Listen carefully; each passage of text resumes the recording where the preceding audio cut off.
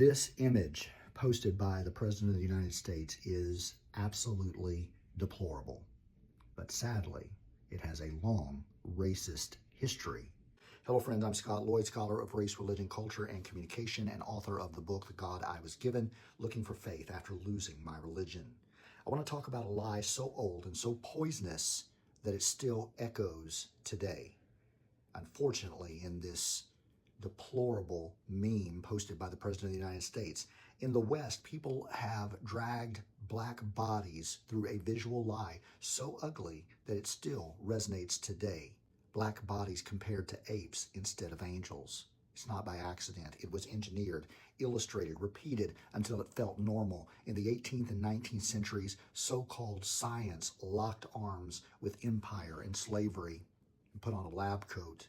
Pseudoscience measured skulls, ranked bodies, drew charts, and circulated images, placing white Europeans at the top of creation and black people somewhere between human and animal. That wasn't ignorance, it was strategy. Because if you can convince yourself that someone is less than human, you can then justify chaining them, selling them, breeding them, and brutalizing them, and then baptize it all as civilization. Those images didn't stay trapped in dusty textbooks. They marched into newspapers, advertisements, children's books, and political cartoons. During Jim Crow, black men were drawn as gorillas to stoke fear and justify lynching. Black women were animalized to excuse sexual violence. Black children were mocked as monkeys before they ever learned to read. The message was relentless. You are not fully human. But here's the truth.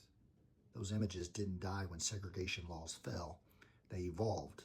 They slipped into memes, into sports, into commentary, into social media, jokes, coded language.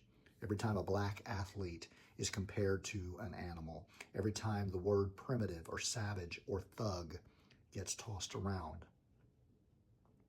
that old lie clears its throat and speaks again. This isn't about being overly sensitive. It's about historical memory.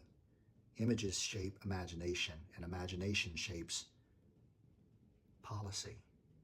And policy is the pain that gets believed. So we name it, we remember it, we refuse to pass it down, because the image of God was never a cartoon, and it was never white.